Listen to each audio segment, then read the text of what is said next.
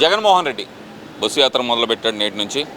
ఇడుపులపై నుంచి ఇచ్చాపురం దాకా 20 రోజుల పాటు ప్రజల మధ్యలో నేను ఉండబోతున్నాను, ప్రజలకి నేనేం చేయబోతున్నానో చెప్పబోతున్నాను అంటున్నాడు. మరి గడిచిన 5 సంవత్సరాల్లో ప్రజలకి ఏం చేశాడో చెప్పే దమ్ముందంటారా ఈ జగన్మోహన్ రెడ్డికి? ఇప్పుడు కన్నా పరదాలు తీస్తాడో లేదో చూడాలి. పరదాలు చాటున వచ్చినట్టు ముఖ్యమంత్రి, ఈ రాష్ట్రంలో మొట్టమొదటి ముఖ్యమంత్రి జగన్మోహన్ రెడ్డి గారు. మరి పరదాలతో వస్తారా, పరదాలు తీసి ప్రజల మధ్యలోకి వస్తారా, వేచి చూడాలి. అదేంటి అసలు పరదాల మధ్యలో ఎందుకు వచ్చినాయి? ఈ మధ్యలో ఈ పరదాల గురించి ఎందుకు వచ్చింది? బస్సు యాత్రకు వెళ్తున్నాడు కదా, దాదాపు 35 కోట్లు పెట్టి ఆర్టీసీ వాళ్ళు బస్సు కొంటే దాన్ని నామమాత్ర ఫీజు తోటి బుల్లెట్ ప్రూఫ్ బస్సుగా మార్చుకొని ఆయన తీసుకెళ్తున్నారు కదా, దానికి పరదాలకి సంబంధం ఏంటి? ఇప్పుడుదాకా జరిగింది పరదాల చాటు ముఖ్యమంత్రిగా. మరి ఇంతవరకు పబ్లిక్గా రాలేదు ఆయన. మరి అది వస్తేనే తెలిసేది. ఇప్పుడైనా సరే మరి పబ్లిక్గా గతంలో పాదయాత్ర చేసినప్పుడు నెత్తి మీద చేతులు పెట్టడం, బొగ్గలు నిమరటం, ముద్దులు పెట్టడం అలాంటి ఈ పరిస్థితుల్లో కూడా ఈ బస్సు యాత్రలో కూడా మనం గమనించవచ్చు అంటారా? ఆ రోజు ఓట్ల కోసం నేను ప్రజల్లో ఉన్నాను, మీ మనిషిని అన్న వ్యక్తి మరి ఒక్కసారిగా అధికారం రాగానే అధికారం అహంతో మరి ప్రజలకు రావడానికి ఇబ్బంది పడ్డాడు, లేదా భయపడ్డాడు, అర్థం కాని పరిస్థితి అది. అదే ఇప్పుడు మరి బస్సు యాత్రకు వస్తున్నారు కదా, మరి అదే సీన్స్ మళ్ళీ రిపీట్ చేసుకోవచ్చు అంటారా మనం? అలాంటి సీన్సే మళ్ళీ మనకి బస్సు యాత్రలో కానొస్తాయి అంటారా? ప్రజల్ని మళ్ళీ మోసం చేయడానికి ఒక స్క్రిప్ట్ తయారు చేసి ఇచ్చుంటారు. ఆ స్క్రిప్టుతో నేను మీ మనిషినే అని ఏం మోసం మాటలు చెబుతాడో మరి చూడాలి. లేదు, నేను మేనిఫెస్టో రిలీజ్ చేస్తాను అంటున్నారు కదా, ఏది 20 రోజుల తర్వాత లాస్ట్ బహిరంగ సభలో మేనిఫెస్టో రిలీజ్ చేస్తాను, ఇది ప్రజలందరికీ ఆమోదమైన మేనిఫెస్టో ఉండిద్ది, నేను ఇచ్చిన మాట తప్పను, మాట తప్పను మడమ తెప్పను అనేది ప్రధానంగా జగన్మోహన్ రెడ్డి చెప్తుంది. ఇందులో వాస్తవం ఉందంటారా? ఇప్పుడు మాట తప్పను మడమ తిప్పను అన్న ముఖ్యమంత్రి గారు మైనార్టీల గురించే మాట్లాడతాను నేను. మరి ఆ రోజు గత ప్రభుత్వం దులాను స్కీమ్ కింద 50,000 రూపాయలు ఇస్తుంటే 42,000 మందికి ఇచ్చింది ఈ రాష్ట్రంలో. అలాంటిది 1,00,000 రూపాయలు ఇస్తానన్న ముఖ్యమంత్రి గారు, గవర్నర్ ముఖ్యమంత్రి గారు మరి కండిషన్లతో పెట్టారు. దాదాపుగా 500 మందికి 600 మందికి ఇచ్చారు. కండిషన్లతో చేసేటట్టయితే ఆ 10వ తరగతి చదువుకునే స్తోమత ఉంటే మీ ప్రభుత్వాల చుట్టూ మైనార్టీలు తిరగాల్సిన దుస్థితి రాదు.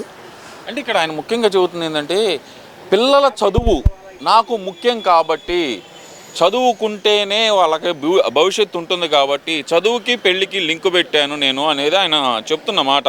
అంటే ఒక పెళ్ళితోటే ఆగిపోకూడదు, అంటే పెళ్ళి చేసుకోవాలన్నా సరే మినిమం చదువు ఉండాలి, ఎడ్యుకేషన్ ప్రోత్సహిస్తున్నాను నేను అని అంటున్నాడు కదా. మరి ఆయన ఎడ్యుకేషన్ ప్రోత్సహిస్తానన్న వ్యక్తి ఇంట్లో ఎంతమంది పిల్లలు ఉంటే అంతమందికి అమ్మఒడి వేయలేదుగా.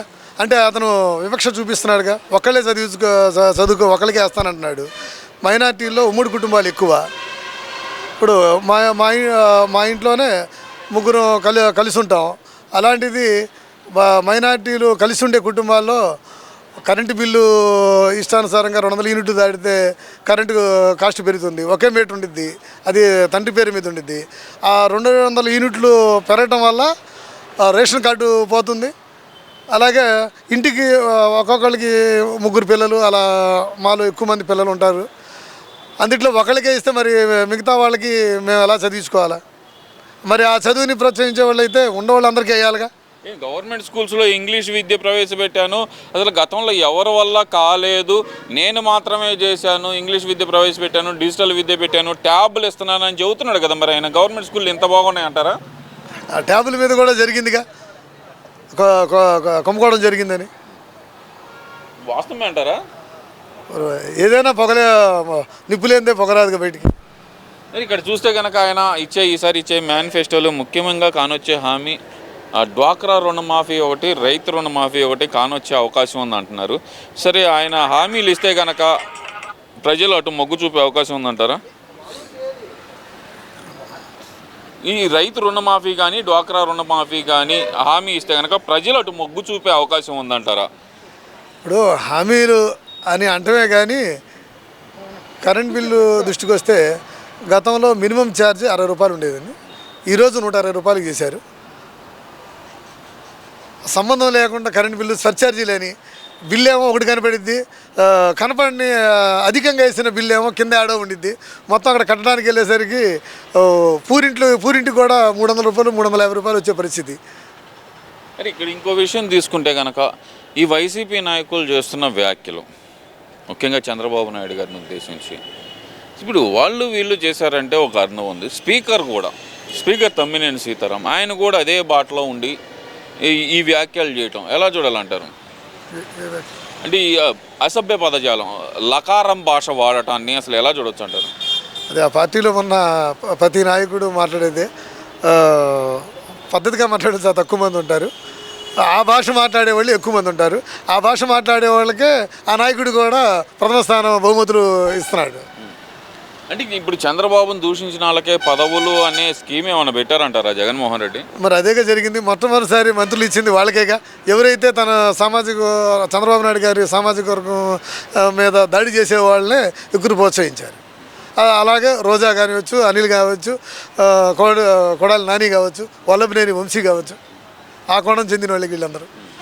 మరి ఇక్కడ చూస్తే కనుక గుంటూరు జిల్లాకు వస్తే కనుక జరుగుతున్న రాజకీయ పరిణామాలు, ఒక ఎంపీ అభ్యర్థి మీద వరుసన ముగ్గురిని మార్చడం, అలాగే లోకేష్ గారి మీద మంగళగిరి నియోజకవర్గానికి వస్తే కనుక ముగ్గురు అభ్యర్థులను మార్చడం, ఇప్పటికీ ఆయనకే ప్రకటించిన అభ్యర్థుల మీద నమ్మకం లేక మార్చుకుంటూ పోవటం ఎలా చూడాలంటారు? ఇవన్నీ ఒకేసారి 175 ప్రకటించారని చెప్పి ప్రగల్భాలు పలికిన జగన్మోహన్ రెడ్డి నిన్న చూస్తే కనుక ఒక అభ్యర్థిని మళ్ళీ ఎమ్మెల్యే అభ్యర్థిని ఎంపీగా మార్చి ఆ అభ్యర్థి కూతురికి అక్కడ సీట్ ఇవ్వటం ఎలా చూడాలంటారు అసలు ఈ పరిస్థితి అంతా?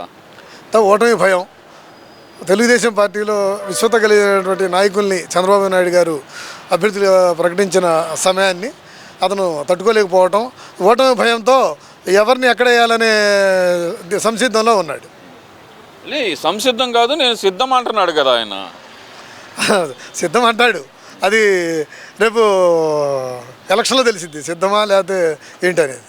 ఆయన ముఖ్యంగా సిద్ధం అంటున్నాడు. ఒక పక్కన సిద్ధం అంటున్నాడు, మరో పక్కన తెలుగుదేశం పార్టీ ప్రతిపక్ష కార్యకర్తలను చంపటం కానీ, అలాగే చూస్తే వాళ్ళ ఇళ్ల మీద దాడులు జరగటం కానీ ఇవన్నీ జరుగుతున్నాయి అంటే కనుక ఆయన సిద్ధం అనగానే ఇవన్నీ జరుగుతున్నాయి అంటే కనుక ఆయన సిద్ధం అన్నది దాడుల కోసమేనా, ఆయన సిద్ధం అన్నది హత్యల కోసమేనా అని చెప్పి ప్రజలు మాట్లాడుతున్న మాటలు, వీటిల్లో ఏది నిజం అనుకోవచ్చు అంటారు?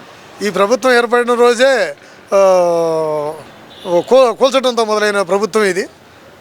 అలాగే ఏ దాడులు చేసైనా నేను అనుకునేది సాధించాలనే దీంతో ఉన్నాడు అతను. అది అలాంటి పరిస్థితి భవిష్యత్తులో ఆంధ్రప్రదేశ్ జరగనీయం.